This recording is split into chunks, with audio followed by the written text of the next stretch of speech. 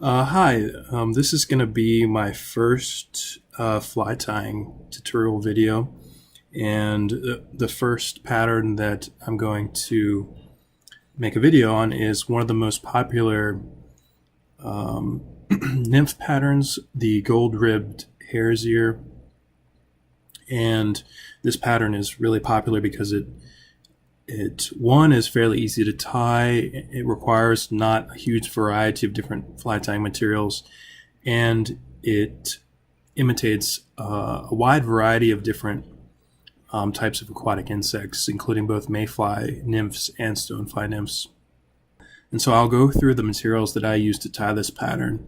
Of course, you need a vise, whether you use a clip-on style vise or a Dynaking style. This is a Dynaking vise here, this style of vise. It's up to you, whichever you have. And of course you need your bobbin and thread.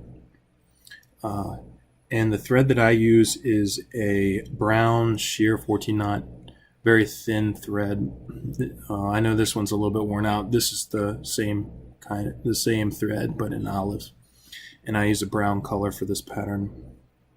And I like to use the really thin thread because I don't like, just a personal preference again, I don't like to be constrained by the bulkiness of the thread. So I feel like I have better control over the thread body, the thread thickness on the hook with the really thin thread.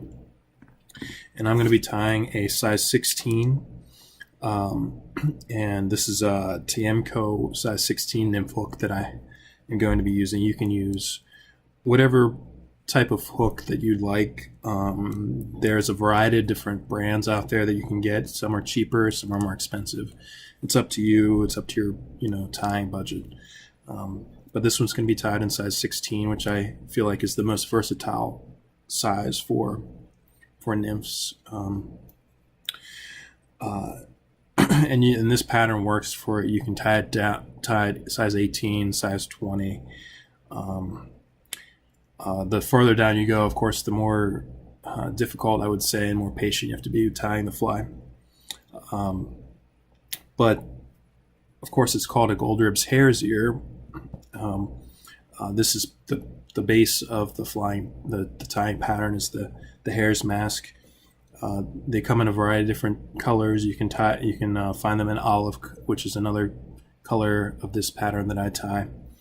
And I'll mention where to make the cuts for the fur when I'm tying the fly. But this is kind of the foundation for this fly pattern is the hare's mask. And I also use a turkey feather for the wing case, which is toward the later steps of the pattern. But this is what the material that I use for the wing case.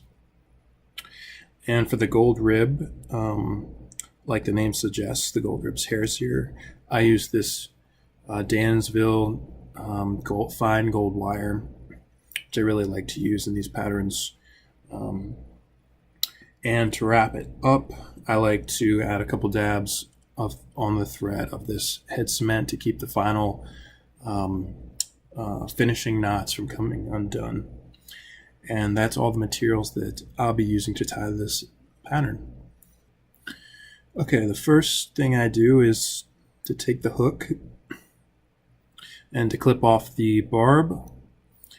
This is a personal preference. I do a lot of native brook trout fly fishing here in Virginia, and so I like to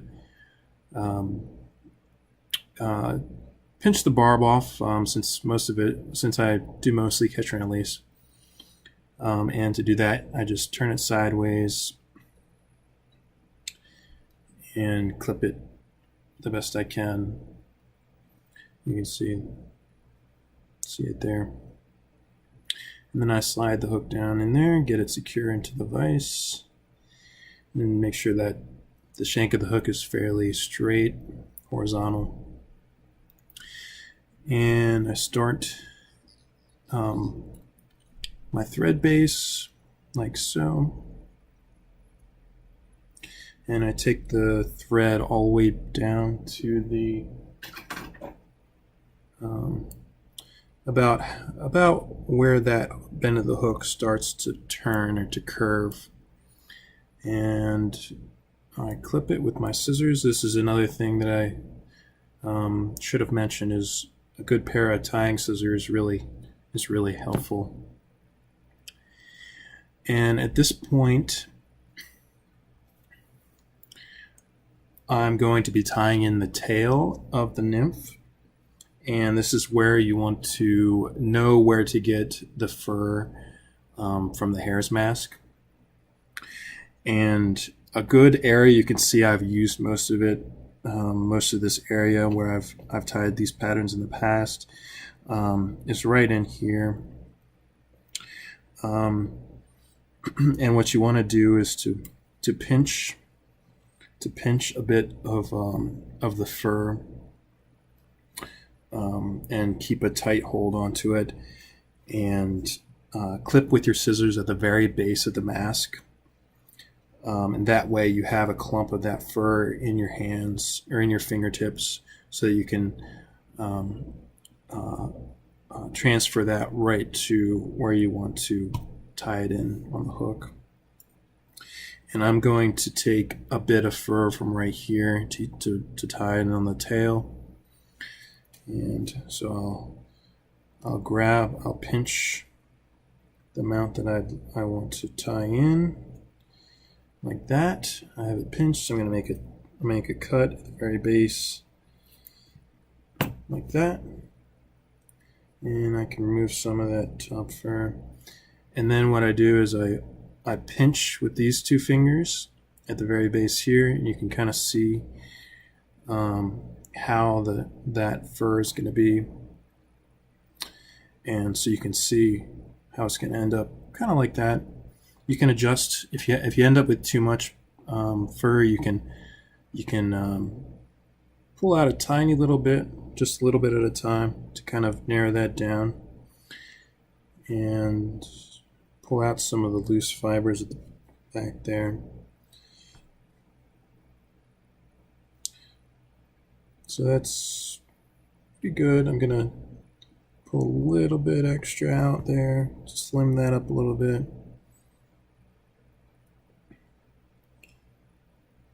Slim it up a tiny bit more. And whenever you're happy with it, it shouldn't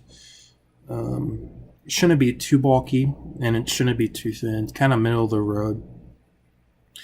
And so I'm pretty happy with this amount. So what I'm going to do is I'm going to grab it with my left hand so that the base is sticking out. I'm going to layer it right on top of that. Make a loose loop with the thread, and pull it in between my fingers, and you can see that thread is just loosely being pulled over there. And then once that's kind of securing, it's like the first, just holding it in place sort of, and then loosely, and then you can let go. And you can kind of see how you want to adjust it, and if you end up being too far back, you can readjust, do the loop again, and I'm pretty happy with that. And so I'm gonna secure that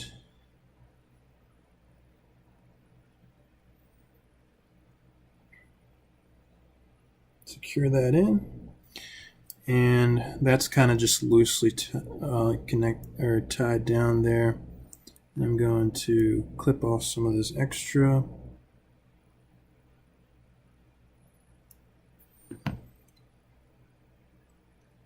You can see how that looks. That I'm pretty happy with that tail there. And I'll secure it down.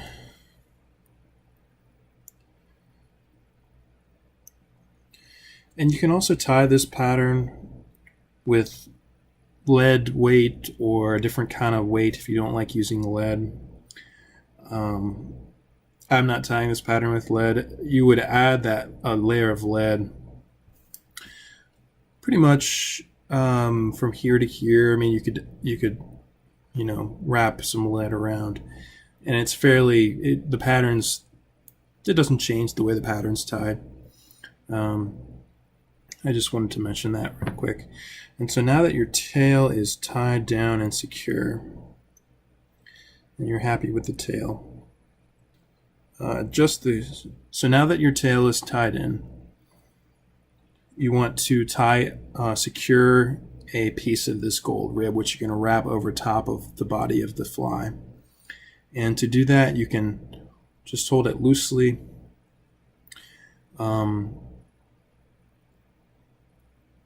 And make a single wrap with your thread. And once that's secured in there, you can bring your thread up. That extra piece there, you can see you can cut, where you can, if you want to save your scissors a little bit, you can find an alternative to cutting that with those. And then bring your thread back down to the base. And at this point, you can see this extra fur that I got just from cutting that clump for the tail. This is what I use for the body, and so it's pretty neutral for this hare's mask. It's a neutral brown color. You got a variety of different fiber lengths and stiffness, and so it makes a good looking body for the fly. I'm going to grab a little bit more. I'm going to pull it from, let's see, I'm going to just pull it from right here. So I'm going to cut just a tiny bit, not too much, just like that much.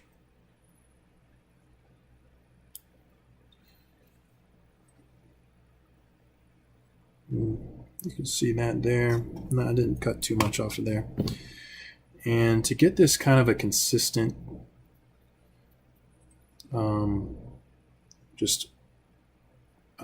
more consistent, I like to grab the fibers with two fingers on one hand, pretty stiffly, and then pull the fibers away with the other hand, with two fingers of the other hand. And you keep doing that, and you can see the consistency of it. It kind of becomes more consistent, more consolidated. The different fiber lengths are spread out. And so that's what I'm going to use for the body. And so you can see I'm not adding any wax, or I'm not adding anything. I just, from the furs that I took from the hare's mask, I just made it more consistent by pulling it apart. And then I'm going to add them just by kind of getting them close to the thread, and then twisting it, using your fingers to kind of roll that hare's mask dubbing onto your thread. And always do it in the same direction. If you do it in the opposite, one this way and then the other one this way, it'll mess the whole thing up. And so you can see I didn't use any wax or anything. This is a wax thread, but it just rolls right on there pretty easily. And you can take your finger, the side of your finger, to slide that up to the base to your hook, and then you're ready to start building the body of the fly. And you just want to bring that up and taper it a bit. Aquatic insects tend to have a tapered body, and this fly is typically tied with a tapered body, and you can see that taper building there. And you can just be kind of patient, and that's, you want to bring it up about halfway, about half of the hook's, the shank of the hook length, maybe a tiny bit past that. And that last wrap you can pull back, make a couple more wraps, like so. And at this point, you want to take your gold wire and wrap. You want to try to avoid doing what I just did and clipping the hook there, and just wrap it around and work your way up. And at this point you can take your thread, make sure your thread is right there where you're going to stop, and you can just make a wrap over top, a loose wrap. You can let the bobbin go and then pull it tight, and then at this point you can let go of the wire because it's secured, and then just secure it down with a couple tight wraps. You can clip this. We're done with the gold wire. Pull everything back and make sure everything is secured down like that.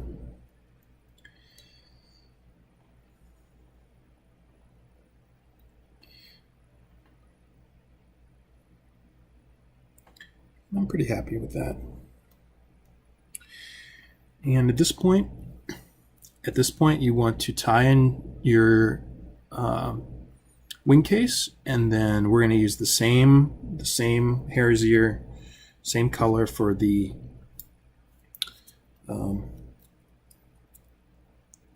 thorax of the fly as well. And so for this, for the wing case and for the turkey feather, we're just going to pull off a piece about this size. It tends to be about the same size as the distance between your hook and the shank of the hook. That tends to be a pretty good measure, pretty good way to measure the right width of this material that you want to cut off. And you can use the color difference really doesn't make too much of a difference here, the underside versus the top of the feather.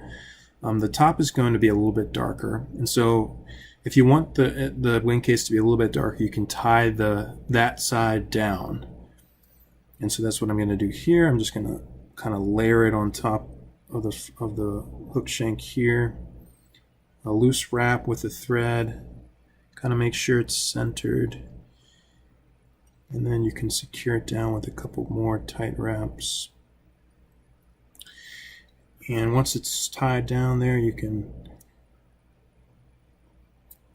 clip that extra off, and you can kind of make sure you're in the right spot there, and then secure the rest of that down. Then bring your thread back up to the base where you tied it in, like so. And now you're ready to add your dubbing again. And I'm going to just take another clump right here where I took the last piece and just clip it right there. There you go. You can pull off what you need. And so that's what I'm going to use for the abdomen here of the fly. And you can see there's a lot of stiff fibers that'll look good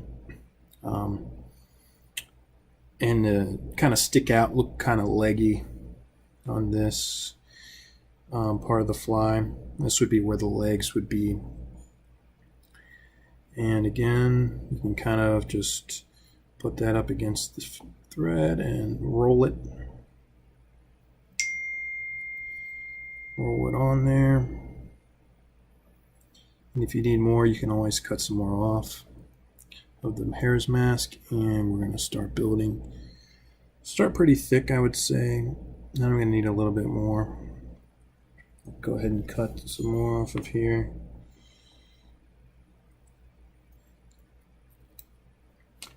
So again, do this method to kind of consolidate or to make the fibers more consistent. and maybe a little bit too much.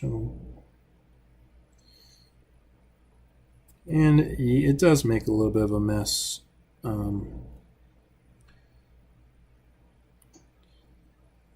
Having those fibers, those tend to stick to your fingers sometimes, stick to other things. But you can see I'm kind of tapering it down. You kind of want to start thick at the bait at where that feather is and kind of work down to a thinner head. You can kind of see that taper going on there. And you want to leave yourself a decent amount of room, about that much room to finish the fly off and to tie down this. And that looks pretty good in my eye. And so here I'm going to just fold this wing case over top, like so. Make one.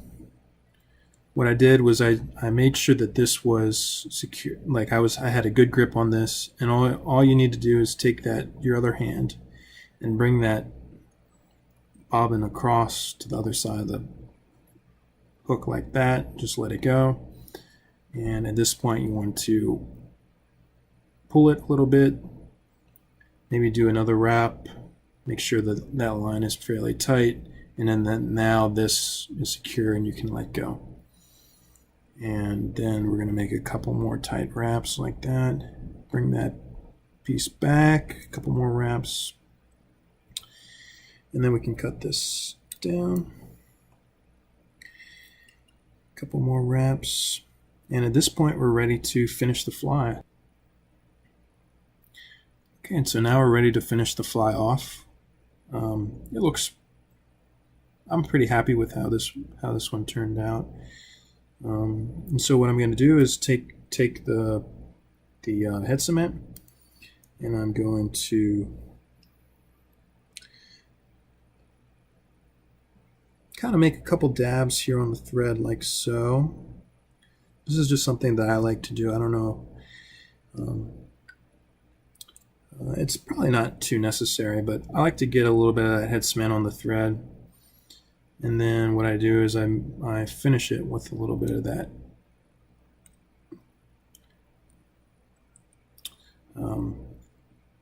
I like to do just a couple, like 3 wraps, and then pull it up. And that's it. And then you can clip your thread, make sure it's tight, clip your thread, and there you have the finished fly. And what you can do is kind of use your scissors, or you can use maybe a piece of Velcro to pull out some of these fibers.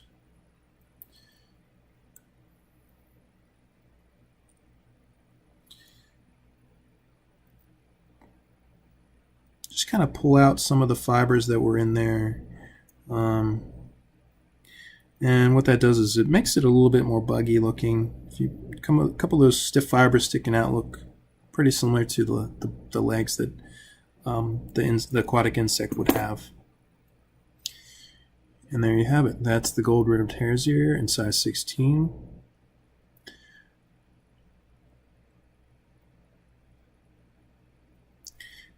And you can tie it in a variety of different colors. Olive is another good color for this pattern, on top of the natural color hare's ear. And you can find these again in a bunch of different colors at most fly shops or online fly shops. And so that's it. That's the gold-ribbed hare's ear in size 16.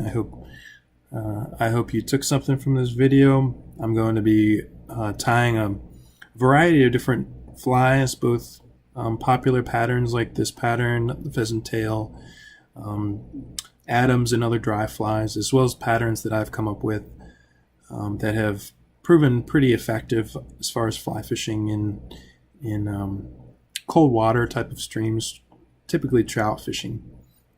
And so stay tuned if you've watched this video and enjoyed it.